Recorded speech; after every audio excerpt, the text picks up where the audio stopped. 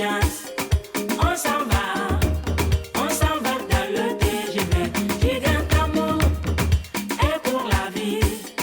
Avec toi, je m'en vais dans la navette. Gigante amour. Radio Côte d'Ivoire. Radio Côte d'Ivoire.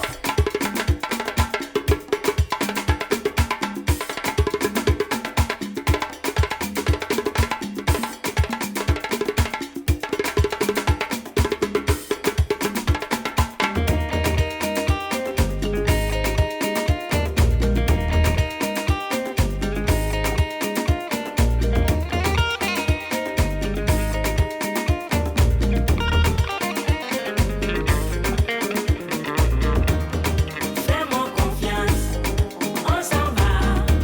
On s'en va dans le TGV.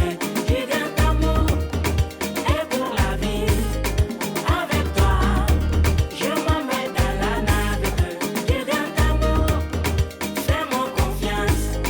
On s'en va dans le TGV. Gigante amour et pour la vie. Il est 10h. Radio Côte d'Ivoire. Le bulletin d'info. Mireya Kédié. Bonjour à tous. La CEDEAO appelle la communauté internationale à accompagner les nouvelles autorités maliennes afin d'obtenir une meilleure sortie de la crise sociopolitique.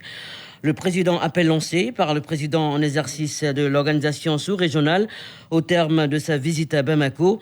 Nana Akufo-Addo, après avoir rencontré les autorités de transition, s'est dit confiant quant à la reconstruction du pays. Une reconstruction qui, selon lui, a besoin du soutien et de l'adhésion de tous les Maliens, car le danger est toujours présent. Le Mali sera désormais soutenu durant la transition par la communauté internationale. Ce processus doit aboutir à une élection présidentielle juste, transparente et sans problème. L'ONU demande à la libération de Maurice Kamto, le principal opposant camerounais, est bloqué chez lui depuis le 22 septembre et ne fait l'objet d'aucun mandat d'arrêt ou d'assignation à résidence. Le président du mouvement pour la renaissance du Cameroun, selon ses avocats, ne peut pas sortir de chez lui parce que sa résidence est encerclée par les forces de sécurité. Pour les experts des Nations Unies, l'assignation à résidence du leader du RMC pourrait constituer une privation de liberté, rappelant aux autorités de Yaoundé que tout individu a le droit d'organiser et de participer à des réunions pacifiques en vertu du droit international. 2 villages dans l'état de Kaduna, dans le nord du Nigeria, ont été attaqués par des bandits. L'attaque s'est soldée par la mort de 10 civils. Des bandes armées, pour rappel, sèment la terreur depuis plusieurs années dans les zones rurales du centre et du nord-ouest du pays, pratiquant à grande échelle le vol de bétail et des enlèvements contre rançon. Vous êtes sur Radio Côte d'Ivoire. La Côte d'Ivoire s'apprête à célébrer en ce mois d'octobre la journée mondiale du lavage des mains. La 13e édition de cette journée a été lancée par l'inspecteur général de la santé. Plusieurs activités sont annoncées pour commémorer l'événement. Il s'agit notamment d'une campagne de sensibilisation sur les bienfaits du lavage des mains au moment où l'épidémie du virus de la Covid-19 permet de prendre suffisamment conscience de l'intérêt de se laver régulièrement les mains à l'eau et au savon. Ablé Kissi Ambroise, inspecteur général de la santé. La Côte d'Ivoire est à ce rendez-vous de l'hygiène eu égard à l'engagement pris par le ministère de la Santé et de l'Hygiène publique de promouvoir l'hygiène. Notre pays est de plein pied dans la mise en œuvre du lavage des mains à l'eau et au savon. Cette précaution nous permet de prévenir les infections manuelles portées, encore appelées maladies des mains sales. Il s'agit du choléra, la fièvre typhoïde, des diarrhées, des maladies respiratoires aiguës, l'hépatite A, la conjonctivite et la poliomyélite. Au rang de ces maladies vient malheureusement le s'ajouter, depuis décembre 2019, la maladie à coronavirus. Dans ce contexte de la pandémie de la Covid-19, le lavage des mains à l'eau et au savon prend toute son importance. Les femmes rurales ont également été honorées et célébrées au cours d'une journée qui leur est dédiée. Chez nous, c'est la ville de Korogo qui a abrité les manifestations officielles. Plus de 3000 femmes ont pris part à cette journée marquée cette année par l'instauration du concours national des coopératives féminines. Le concours doté du prix Amadou Gon Coulibaly a été remporté par la société coopérative Amamou Krigbe de Bongwanou. Miezan Thérèse, la responsable de cette coopérative, nous livre ici le secret de ce succès. Nous avons voulu changer un peu l'habitude des coopératives, qui est de prendre le produit bon champ, aller à Abidjan. Si on a fini de spéculer, on jette le reste à la poubelle. Nous avons pensé autrement. Chez nous, la banane, c'est la chose de la femme. Nous avons vu qu'à travers la banane, les femmes vont s'émanciper chez nous. Nous avons intitulé notre projet Krigbe Banane. Spécialement Krigbe Banane parce que Krigbe Banane a un très bon goût, un goût spécial. Et nous avons essayé de transformer la banane. À partir de la farine de banane, nous avons obtenu beaucoup de mets qui n'ont rien à voir avec le régime de banane qu'on ne peut pas transporter. Ces mets que nous transformons, on peut les transporter dans nos sacs.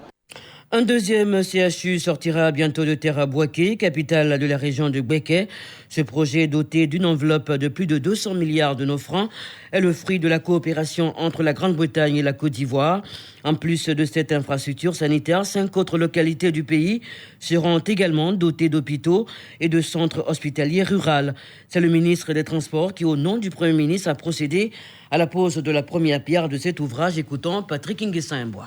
Bouaké, capitale de la région de Gbeke, va accueillir d'ici à fin 2021 son deuxième centre hospitalier universitaire. Cette infrastructure sera bâtie sur une superficie de près de 10 hectares, dont du Centre national de recherche agronomique CNRA. Il s'agit pour le gouvernement d'améliorer les plateaux techniques, d'offrir aux professionnels de la santé de meilleures conditions d'exercer et surtout d'offrir aux populations les meilleures conditions de prise en charge et une plus grande qualité de soins. Pour le représentant du ministre de la Santé et de l'Hygiène publique, le processus de transformation du système de santé en Côte d'Ivoire est lancé. Professeur Soro Kontele. Sa transformation rapide dès lors en centre hospitalier universitaire ne fait donc aucun doute. Le processus de transformation qualitatif de notre système de santé est lancé. Ce volet du programme de santé a été confié à une structure britannique pour la conception, la construction, l'équipement et la mise en service. Joséphine Lucy Louisa Gold, ambassadeur du Royaume-Uni, de la Grande-Bretagne et de l'Irlande en Côte d'Ivoire. Pour nous, la santé, c'est vraiment un pilier clé pour le développement, pour que les populations aient l'accès à une bonne qualité de santé.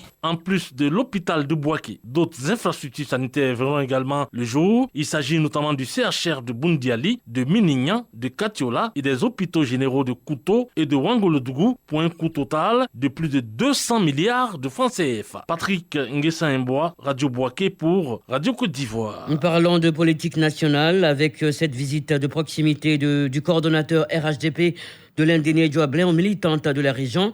Cette visite a été marquée par des messages de mobilisation et de paix pour les échéances électorales à venir. Pascal Kwakwa-Binan, coordonnateur RHDP de l'Indénié Djoablin. Dans une affaire, quand les femmes sont debout, quand les femmes sont déterminées, c'est que c'est déjà réglé. Et c'est le cas des femmes que vous êtes. Je voudrais donc vous féliciter au nom du président de la République, pour vous dire de continuer, de rester déterminé jusqu'au 31 soir où on va déclarer le un coup. Parce que le matin du 31, vous serez sortis nombreuses. Vous irez mettre votre bulletin pour voter. Donc je voudrais vraiment vous féliciter, vous remercier, votre responsable communal, votre responsable régional, pour tout le travail que vous êtes en train de faire. Ce bulletin est terminé. Merci. Prochain rendez-vous 12h. Je serai là. C'était le bulletin d'info présenté par Mireya Kédié. Découvrez l'actualité nationale et internationale sur votre radio. Radio Côte d'Ivoire, 88.0. 88.0 Abidjan. 88 FM Abidjan. 24h sur 24. Radio Côte d'Ivoire. Numéro 1. Numéro 1